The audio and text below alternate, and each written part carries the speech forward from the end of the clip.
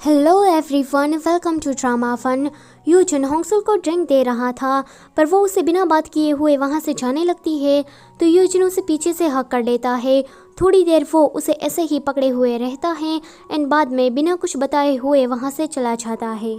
आगे वो युनतेक से मिलता है। वो उसे कहता है कि आजकल होंगसुल क्या कर रही है, उसके साथ जो भी बुरा या अच्छा होता है प्लीज़ तुम मुझे बताना। तो युनतेक उसे यंगोन वाली वीडियो दिखाते हुए कहता है कि यंगोन की पहले से ही दह्यू नाम की एक गर्लफ्रेंड है, पर फिर भी वो होंगसुल के पीछे पड़ा है। पिछले साल जितना वो पागल था, इस साल तो वो उससे कहीं डबल लग रहा है। ये वीडियो तो हमने पुलिस को बताने के लिए ली थी, पर बैकिनो ने आकर सब कुछ खराब कर दिया। तो यूजुन कहता है कि ये वीडियो मुझे तुम सेंड कर देना। आगे यूजुन को जून का मैसेज आता है कि ब्रदर इन लो, कल आपका एग्जाम है ना, तो मैं आपके कैंपस में आ रहा हूँ। ये पढ़कर वो कुछ सोचने लगता है। आगे वो रास्ते से जा रहा था, उसके आगे मिनसू जा रही थी। उसे पता था कि ये मिनसू है, पर वो ऐसे एक्ट करता है मानो जैसे सोल हो।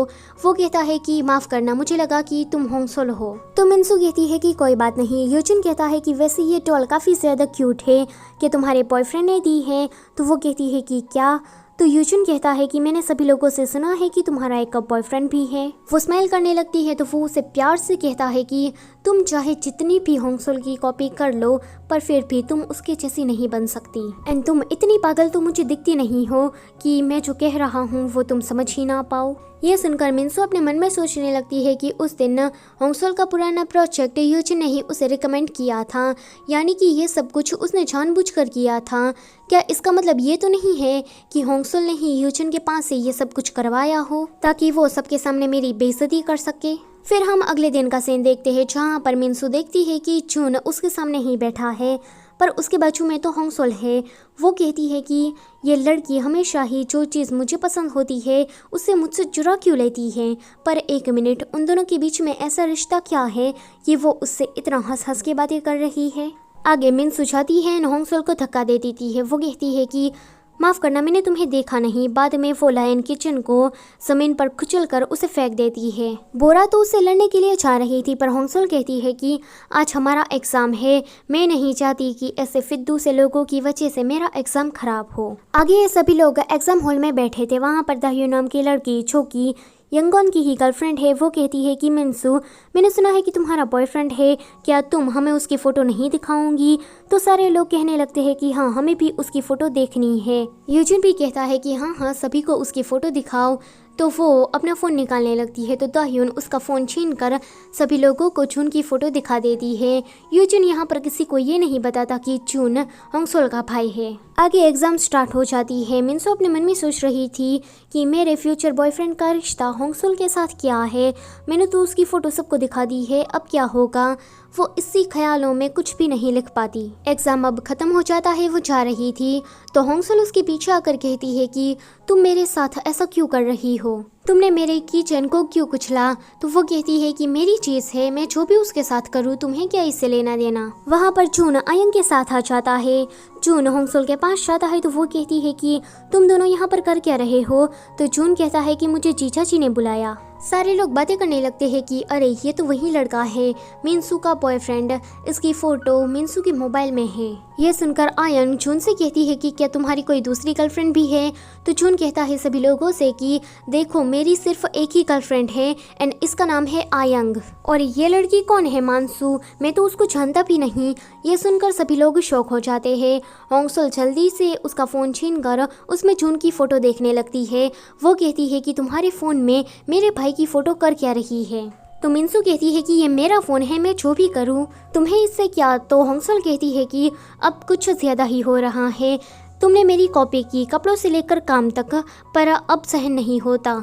मिनसू यंगोन की ओर देखती है तो यंगोन उसे किलर का साइन देता है। तो वो ये देखकर होंगसुल के बाल खींचने लगती है। यहाँ पर ये दोनों ही फिर कुत्ते बिल्लियों की तरह लड़ने लगती है। मिनसू कहती है चिल्ला कर कि तुम सभी लोग मुझे बुली क्यों कर रहे हो, मैंने ऐसा क्या किया है? तो होंगसुल कहती है कि क्या तुम्हें सॉरी नहीं कहना है? तुम आज तक मेरी कॉपी करती आई हो। तो वो कहती है कि पहले मुझे कोई नहीं जानता था, पर जब से मैं तुम्हारी तरह बनने लगी हूँ तो सारे लोग मुझे पहचानने लगे। होंगसुल कहती है कि पूरा कॉलेज तुम्हें फेक कह रहा है, क्या तुम अब इससे खुश हो? तो मिनसू कहती है कि मैं तुम्हारी तरह बनना चाहती थी, तुम्हारे पास सब कुछ है, फ्रेंड्स, बॉयफ्रेंड, अच्छे ग्रेड। ये सुनकर होंगसल कहती है कि ये सारी चीज़ें मैंने अपनी मेहनत से कमाई है।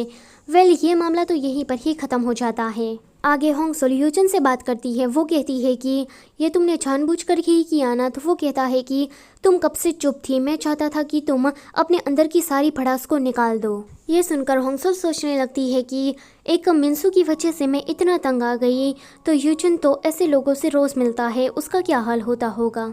लगता है कि अब मैं उसे धीरे धीरे समझने लगी हूँ। तो यूजन कहता है कि तुम चाहे जितना भी टाइम ले लो, मैं तुम्हारा इंतज़ार करूँगा। जब तुम मुझे पूरी तरीके से समझने लगोगी तभी मैं तुम्हारे पास आऊँगा। इतना कहते ही वो वहाँ से चला जाता है। आगे होंगसल घर आ रही थी। बेकिनो उसे रास्ते में ही मिल जाता है। वो उसको अपना चेहरा नहीं दिखा रही थी, तो वो ज़बरदस्त से उसका चेहरा देखता है और कहता है कि क्या तुम किसी से कॉलेज में झगड़ा करके आई हो। वो उसे कुछ भी नहीं बता रही थी, तो वो उसे चुपचाप दवाई लगा देता है। आगे ये दोनों बैठकर पियानो बजा रहे थे।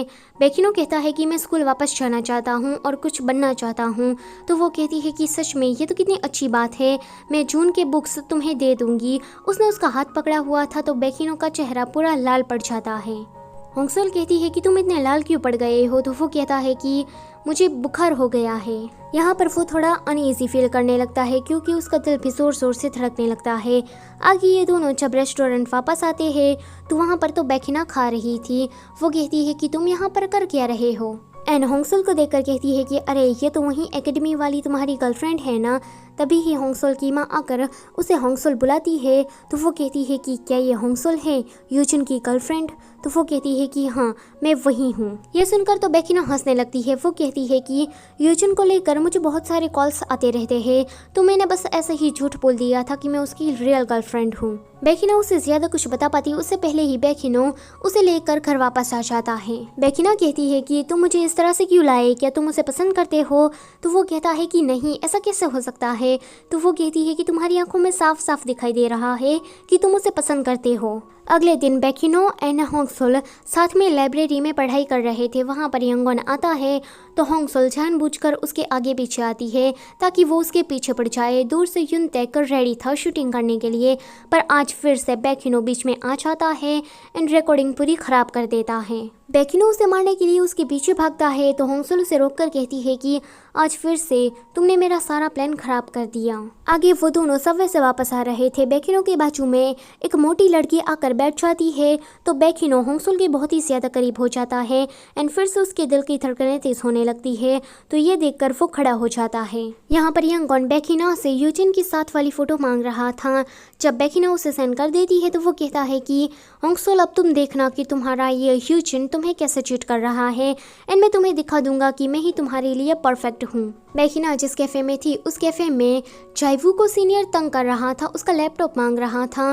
वो कहती है कि ये आवाज़ तो मेरे क्यूट पीनट की है। वो चाहती है सीनियर को डांट देती है। वो कहती है कि अगर तुम्हें कुछ चाहिए तो तुम अपने पैसों से खरीद लो ना, दूसरों पर क्यों निर्भर हो रहे हो। यहाँ पर वो उसे बहुत सारी बातें सुना देती है तो सीनियर वहाँ से चुपचाप निकल लेता है। यंगन ने होंगसल को वही वाली फोटो भेज दी थी तो होंगसल थोड़ी परेशान थी। वो तो एक पिलर से टकराने भी वाली थी पर बेकिनो आकर उसे बचा लेता है। बेकिनो यहाँ पर होंगसल से धीरे धीरे अट्रैक्ट होने लगा था।